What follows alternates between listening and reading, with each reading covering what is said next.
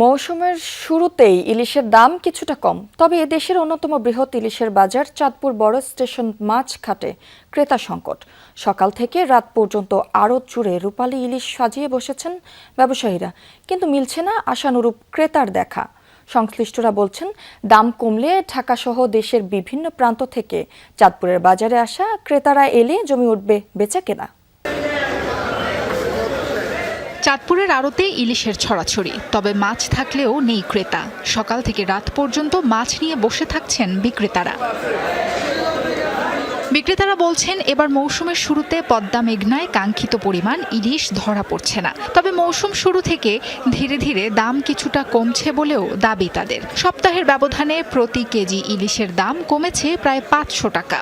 মৌসুম শুরু হয়েছে, মাছও আসা শুরু করছে, কিন্তু ক্রেতা কম, প্রচুর কম। চাঁদপুর মাছঘাটে তুলনামূলকভাবে অর্ধেকের অর্ধেক, মানে 1/3 আসলে কাস্টমার নাই, খুবই কম। ইলিশের দাম যখন কমে ক্রেতা তখন বেশি হয়। এখন দেখি ইলিশের দাম কমছে, কিন্তু আমরা বাজারে যারা ব্যবসায়ী আছি তারা দেখতেছি খুবই কাস্টমার কম।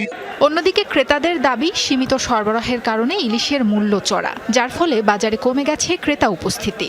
বাজারে এই কারণে ক্রেতারা কম আসে, যেহেতু 2500-3000 টাকা দিয়ে 31,000 একটা মাছ না নিয়ে তারা এক সপ্তাহ চলতে পারে। ঢাকার থেকে অনেক বেশি, ফলে আমি এখান থেকে কিনে ঢাকায় নিয়ে যাবো টানাটানি করে, এই সাহসটা আমি করি না।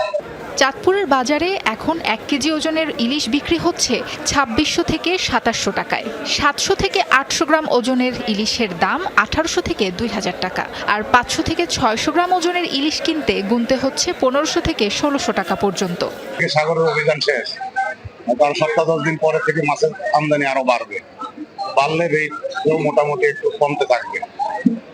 এখন যে রেটটা আছে, এই রেটটা দিয়ে আসলে অ্যাভেলেবেল মানুষের খাওয়ার মতো পরিবেশ। ব্যবসায়ীরা জানান, সাগরে মাছ ধরা শুরু হওয়ায় কয়েকদিনের মধ্যেই বাজারে সরবরাহ বাড়বে।